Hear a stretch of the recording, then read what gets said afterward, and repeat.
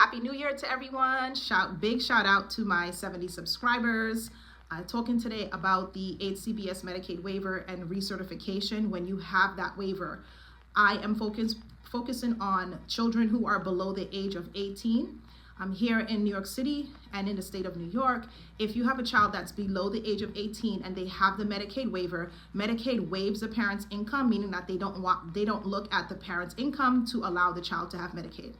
So what's happening lately, and I've been helping families with Medicaid recertification since about 2008, 2009. And typically I would recommend parents, when I was a Medicaid service coordinator, that you would write HCBS Medicaid waiver on application and send it in with the notice of decision from OPWDD. But things are changing. Now, a lot of parents that I support, and I'm not going to talk about how many clients I support, but I support a lot of clients, and many of them are having hiccups with their Medicaid recertification for their children.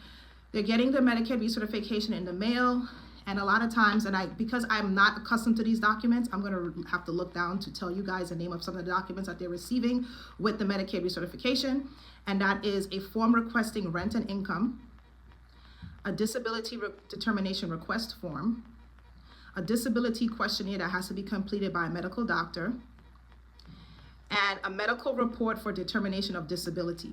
So parents are getting some combination of these forms, and they are panicking, and understandably so. They're typically used to completing the Medicaid recertification and then putting it in the mail with a supporting document, which is typically the notice of decision. And I even tell parents the level of care.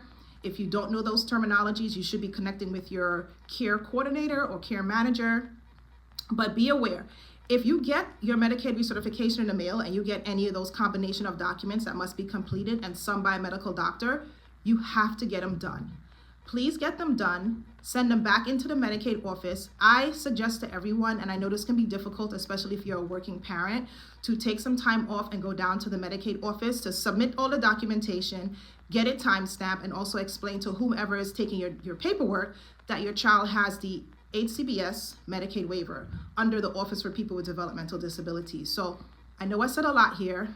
If you guys are really interested in what these forms look like, I can do a video about that, but it would have to be you guys showing interest in that. Again, Medicaid recertification, if you are getting that notice in the mail, you may be getting additional documentation. And get this, they're not even sending all of those additional documents with the Medicaid recert. So a lot of parents are going to submit the Medicaid recert, and then when they're heading out the door, check a mailbox a week or two later, they're getting these requests for additional documentation. So feel free to leave any questions, comments below, and I'll be glad to answer them.